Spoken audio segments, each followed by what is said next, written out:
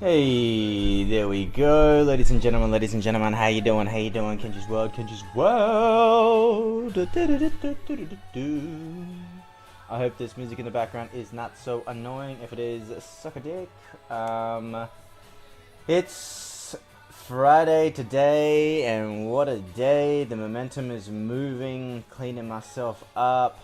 It's been a few days. Just processing a lot of things at the moment. And moving from old to new paradigms, really living into the self that it's a self that I've been trying to live into for such a long time, but I've just avoided it with so many reasons, right? There's been a me that has clung to the old self. My Kung Fu teacher, one of my teachers, says, Kenji, success is difficult because you have to move on. Failure is easy because you just fall back to what you know. And it's that's a funny thing of, succeeding is having to move through some shit, move on, and part of me is like, you gotta be happy. You gotta accept happiness in your life. So, what's going on?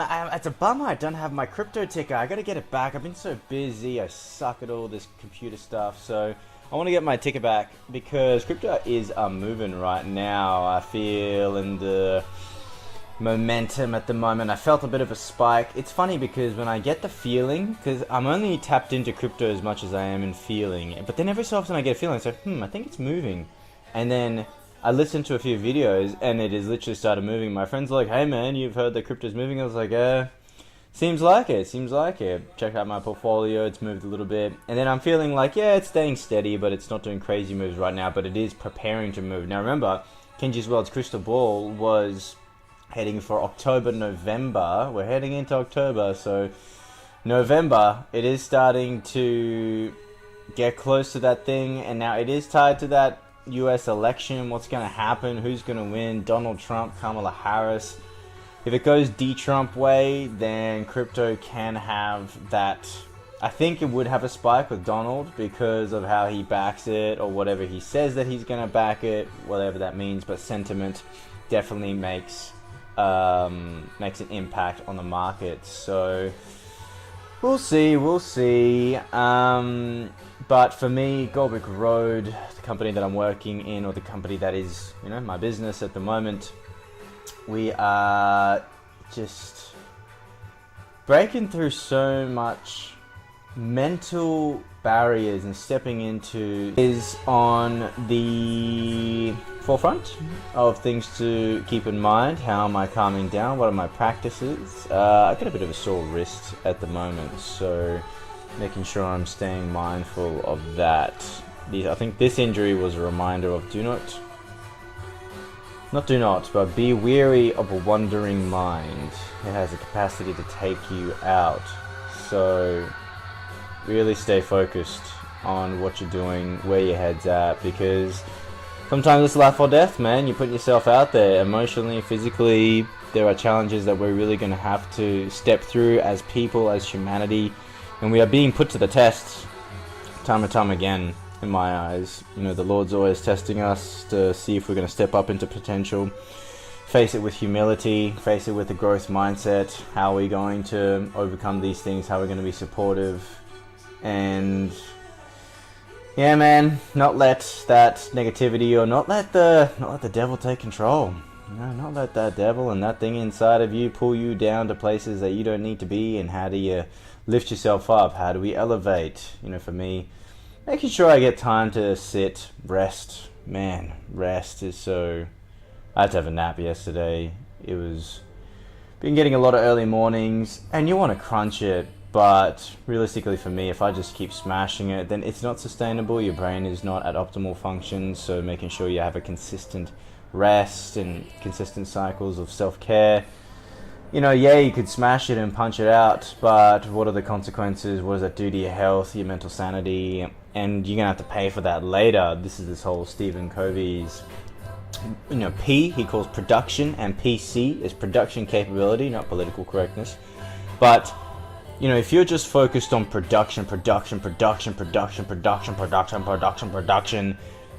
production capability, for him is those quadrant 2 activities of how are you maintaining, relationships, how are you maintaining your systems, how are you checking in on longitudinal, not urgent, but important things. And so if you focus on production all the time and you neglect your production capability, my capability to continue this, then what does that really do for you long term? Is that short term thinking? Are you really embodying a longitudinal perspective from your life, how you're approaching it, how you want to live into it, what kind of pace you want to continue to create this journey? Because I am really over rushing. I don't like rushing. I can tell when I still do. Many a times I'm moving quicker than I would like, and I don't want to just be dawdling at a tortoise's pace, but I can tell when I'm just rushing and it's not a state that I want to be in. I want to be moving at a certain pace, and if, opportunities, and I want to align to opportunities that are going to be aligned with that person that I really want to be. So cultivating that person and being that person is such a key factor for me, because we keep talking about what's the foundation, right? And we talked about brand a little bit last time, but what's at the foundation of everything? I talked about the spiritual paradigm, and we're talking about the logos a little bit yesterday, right? What's the lived word? And to me, that lived word coming from within, and how is that expressing itself? How do you really sit into it? Because that's what you're attracting, right? That's what you're pulling into your world. This scientific language of electromagnetic fields intertwining and interlacing with each other. It's not that far-fetched for me that we are electromagnetic beings and we're tapping into an electrical ether that expands through all space and time, and it connects in webs that we could barely ever understand, through our limited understanding. But it doesn't mean that we can't understand that it's truth and that it is a fact. And how do we orientate our mindset? How do we orientate our mentality? How are we observing ourselves? What are we living through? What is that structure? What is that mental structure we're living through to create a bioenergetic system first and foremost inside of ourselves? How are we creating that chamber? And from there, how are we oscillating out into the world? Because you just know sometimes when someone's looking at you, right? Rupert Sheldrake does that experiment at many of his conferences. Just kind of have a feeling someone's looking at you. Or you have a sense that something's there. You're picking up on things. If you're completely obsessed with just front and center what's in front of you, or you're in a stressed and anxious state, then yes, it is going to be so much more difficult to pick up on those nuances. And that's why I can tell when I'm in a stress state, I know I'm missing things. I'm missing the flow of things. I'm not really in touch with it. And, I get upset about it, but the problem is if I get upset and angry that I'm missing it because I'm stressed out, the irony of it all is I become more stressed out. So, we discussed in one of my previous videos is there's a difference between forgiving yourself for, being too hasty or missing the mark and, still not being in that state where you're focused. And then there's the other side where, you're enabling yourself by being like, oh, it's okay, this behavior is okay, this behavior is okay, when you're like, well, is it?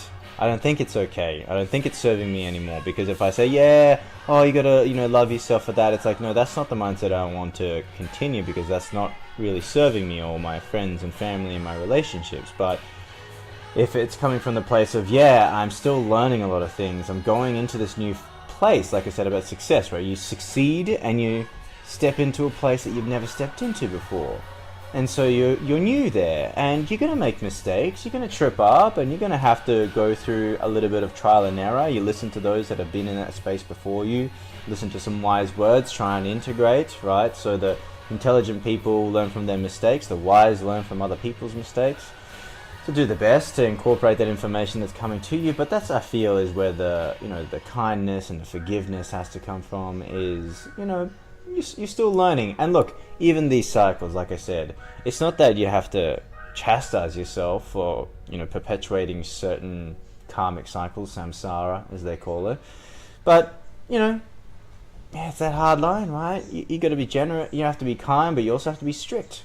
Right? If you're just like, dog, you're doing shit that's fucking you up, why are you continuing this? There needs to be a bit of a stern word. And hopefully, I'm lucky that I've got lovely, you know, loving people in my life that are willing to say things to me that I need to hear, not what I want to hear, but what I need to hear. Because sometimes I'm not in line and I'm not the best person that I can be. So that's where I'm appreciating the challenges that come from that and how I integrate that. How do I embody it? Am I just, it's the whole correction is not rejection, right? Do you get offended and you get struck by it and, someone's just being mean to me, or, and that's why the internal awareness is so important, because if you do have that internal awareness, you know deep down that that's the truth and that's the way it is, and someone's just pointed it out and you're getting triggered because it's pointing to a really personal space in you. But if you have that awareness, then you're like, well, I can see where that's coming from. But if you can't have the internal awareness and you get triggered, you think that the external world is triggering you and there's something wrong with the outside, right? But with the deep enough awareness within, then you're like, I am getting triggered because of this reason and this function. And so you can take that. So as above, so below. Go deeper within so that you can understand about the world. Learn more about the world. It's going to show you things about yourself. It's going to teach you so many things. Keep that eye of correlation. The principle of correspondence is always at play. As above, so below. As below, so above. And on that, I'm going to keep it short and sweet. I love y'all. Kenji's World. You know how it is. One love. Be loved.